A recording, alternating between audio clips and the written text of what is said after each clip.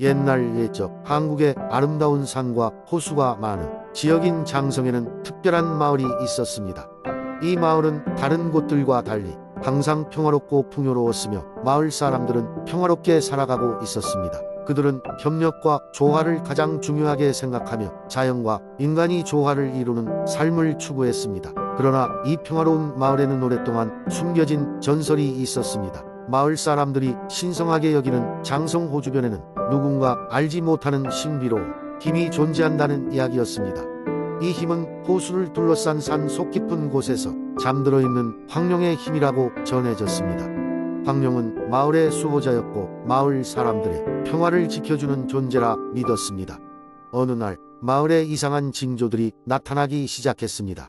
처음에는 하늘의 구름이 검게 변하고 연이어 마을 주변 호수에 물이 진한 회색으로 변해갔습니다. 사람들은 두려워하며 이 변을 어떻게 대처해야 할지 몰랐습니다. 많은 사람들은 이것이 마을의 전설과 관련이 있다고 믿기 시작했습니다. 마을의 원로들은 사람들을 모아 상의를 나누었고 결국 전설에 나오는 황룡을 깨워 도움을 청하기로 결정했습니다. 하지만 황룡의 잠을 깨우기 위해서는 백학이라는 신비한 새의 도움을 받아야 했습니다. 이 새는 세상에서 가장 순수한 존재로 자연과 인간의 화합을 상징했습니다. 마을의 젊은 소년인 도유는 백학을 찾는 임무를 자청했습니다. 그는 백학의 전설에 대해 어렸을 때부터 깊이 알고 있었고 마을을 구하고자 하는 열망이 강했습니다. 도유는 길고 험난한 여정을 떠났습니다. 그는 깊은 숲을 지나고 높은 산을 넘으며 멀리로 여행했습니다. 마침내 도유는 백학의 숲으로 알려진 신비로운 숲에 도착했습니다. 그곳에서 그는 수많은 시험을 통과하며 자신의 진정한 용기와 순수한 마음을 증명했습니다. 결국 그는 백학을 찾아내어 마을로 데려갔습니다. 백학은 장성호에 도착하자마자 자신의 날개를 크게 펼치고 아름다운 울음을 울기 시작했습니다. 그 순간 호수의 물이 맑게 변하고 구름이 걷히기 시작했습니다. 그리고 깊은 산속에서 황룡이 깨어나 천둥 같은 포효를 내지르며 하늘로 떠올랐습니다. 황룡은 장성 마을을 한 번 쓸어보더니 순식간에 사라졌습니다. 그 이후로 마을은 다시 평화롭고 풍족한 나날을 이어갔습니다. 사람들은 도윤과 백학 그리고 잠들었던 황룡에 대한 이야기를 오래도록 전설로 전하며 후손들에게 전해주었습니다. 이 이야기는 장성 지역 주민들에게 자연과 인간의 조화가 얼마나 중요한지를 일깨워주는 교훈이 되었습니다.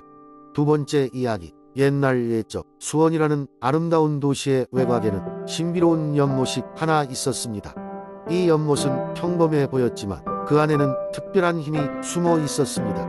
연못 주변에는 색다른 식물들이 무성했고 드문드문해서 희귀한 새들이 울어대며 이상한 매력을 뿜어냈습니다. 사람들은 그곳을 별빛 연못이라 불렀으니 이는 밤이 되면 연못 위에 수없이 많은 별빛이 내려앉아 마치 별이 연못을 감싸는 듯한 모습을 연출했기 때문입니다. 연못에는 한 가지 전설이 있었습니다.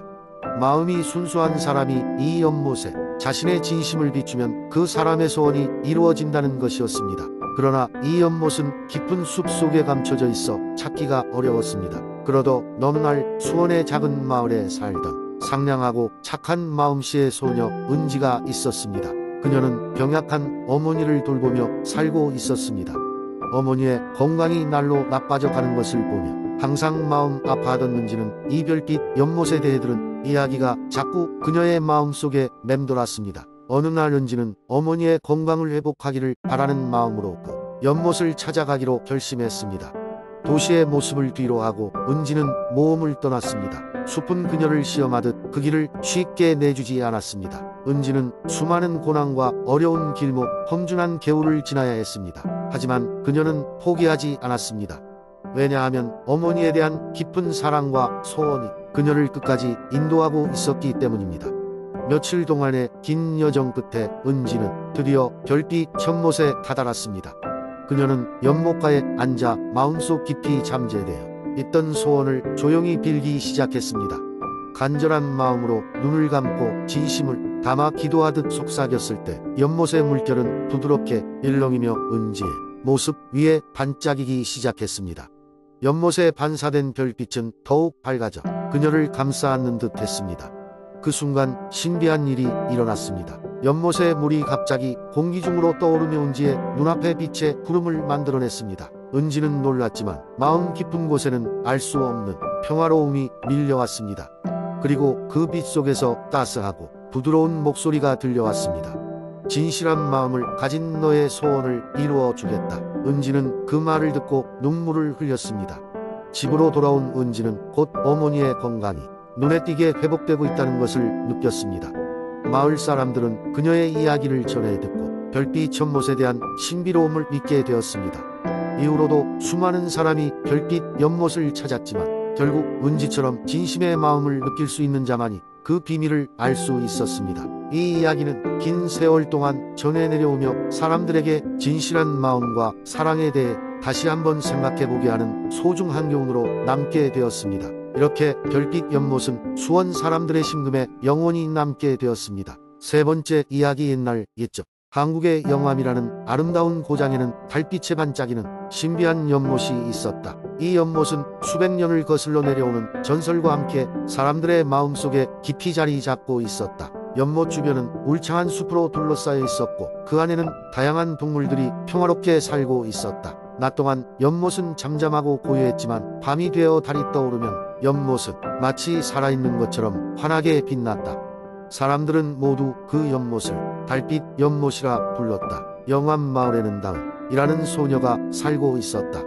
다은은 호기심 많고 용감한 아이였다. 그녀는 달빛 연못에 관한 이야기를 어릴 적부터 할머니에게 자주 들었다. 할머니는 늘 달빛 연못에는 오래된 비밀이 숨어 있다고 하셨다. 어떤 날 밤 다은은 그 비밀이 너무 궁금해서 직접 연못에 가보기로 결심했다. 다음 날 밤 다은은 몰래 집을 나섰다. 달이 높이 떠오르고 그녀는 달빛을 따라 숲길을 걸어갔다. 얼마 지나지 않아 그녀는 마침내 연못에 도착했다. 연못은 달빛을 받아 푸른빛으로 반짝였고 다은의 마음은 설레었다. 갑자기 연못 속에서 부드러운 목소리가 들려왔다. 용감한 소녀여, 어떤 일을 함께 하기를 원하느냐? 다은은 주위를 둘러보았지만 아무도 없었다. 잠시 뒤에 연못 표면에 작은 물결이 일고 물 위로 아름다운 여인이 나타났다. 그녀는 연못의 수호신이었다. 여인은 다은에게 달빛 연못의 이야기를 들려주었다. 이는 단지 아름다움을 간직한 곳이 아니라 마음을 정화시키고 진실한 꿈을 찾아주는 신비로운 공간이라는 것이었다. 다은은 여인에게 자신이 항상 바라고 있던 용기를 얻어 세상을 더 넓게 바라보고 싶다고 말했다. 여인은 다은의 순수한 바람을 들으며 미소를 지었고 연못에 물을 살짝 움직였다. 그 순간 다은은 자신의 마음속에 따뜻한 빛이 가득 차오르는 것을 느꼈다. 이제부터 다은은 달빛 연못의 비밀을 간직한 채 더욱더 긍정적이고 용감하게 살아갔다. 그녀는 마을의 아이들에게도 종종 연못에 이야기를 들려주며 그들이 꿈과 용기를 키울 수 있도록 도와주었다. 달빛 연못은 그렇게 또 하나의 소중한 전설을 품고 영암의 밤을 수놓았다. 네 번째 이야기. 아주 오래전 지금의 고창 지역은 울창한 숲과 맑은 강이 어우러진 아름다운 마을이었다. 이곳에는 아주 특별한 대나무 숲이 있었는데 그 대나무는 낮에는 평범해 보이지만 밤이 되면 반짝이는 은빛 잎사귀로 변해 마치 별이 내려앉은 듯한 신비로운 장관을 연출했다. 마을 사람들은 이 숲을 별빛 대나무 숲이라 불렀고 신성하게 여겼다. 대나무 숲의 중심에는 소원의 샘이라는 신비한 샘이 있었다. 사람들은 이 샘에 자신이 간절히 바라는 소원을 한 가지 말하면 샘이 그 소원을 들어준다는 전설을 믿었다. 하지만 샘의 물은 쉽사리 모습을 드러내지 않았고 오직 마음이 정직하고 순수한 사람들만이 샘의 물을 볼 수 있었다. 어느 날 고창 마을의 가난한 농부인 영식은 아픈 딸을 위해 소원을 빌고자 했으며 대나무 숲으로 향했다. 그는 그동안 많은 어려움을 겪으며도 정직함과 근면함을 잃지 않은 사람이었다. 영식은 대나무 숲에 다다랐을 때 은빛으로 빛나는 대나무 속을 걸으며 마음속 깊이 딸의 건강을 기원했다. 마침내 그는 샘에 도착했고 맑고 투명한 물이 고인 보기 드문 광경을 목격했다. 영식은 기뻐하면서 조용한 마음으로 딸이 건강해지기를 간절히 기도했다. 이후 영식의 딸은 눈에 띄게 건강을 회복하기 시작했고 마을 사람들은 대나무 숲의 전설을 다시금 신뢰하게 되었다. 그리고 딸이 완전히 회복되었을 때 영식은 감사하는 마음으로 숲을 다시 찾아가 샘 옆에 작은 도토리 나무를 심었다. 영식은 그것이 당시의 기쁨과 감사를 상징하는 마음의 표식이라고 했다. 그 후부터 고창의 사람들은 대나무 숲과 소원의 샘을 더욱 소중히 여겼고 특별한 날에는 그 숲을 방문해서 원을 빌고 자신들의 행운을 기렸다. 어떤 사람들은 이 숲을 통해 마을이 번영을 이룩했다며 고마움을 표시하기 위해 숲의 보호자 역할을 자처하기도 했다. 시간이 흘러나면서 대나무 숲과 소원의 샘이 세월의 흐름에도 불구하고 여전히 그 자리에 있는 것이 마을 사람들에게는 큰 위로와 희망이 되었다. 오늘날에도 마을에서는 매년 별빛 대나무 축제를 열어 잃지 말아야 할 순수한 마음과 꿈을 기리는 행사를 통해 대나무 숲을 기념하고 있다. 다섯 번째 이야기. 옛날 옛적 영월의 울창한 산들과 맑은 강이 흐르는 고요한 마을에는 신화적인 이야기들이 많이 전해 내려왔다. 그중 가장 유명한 이야기는 은빛 용바위에 얽힌 전설이었다.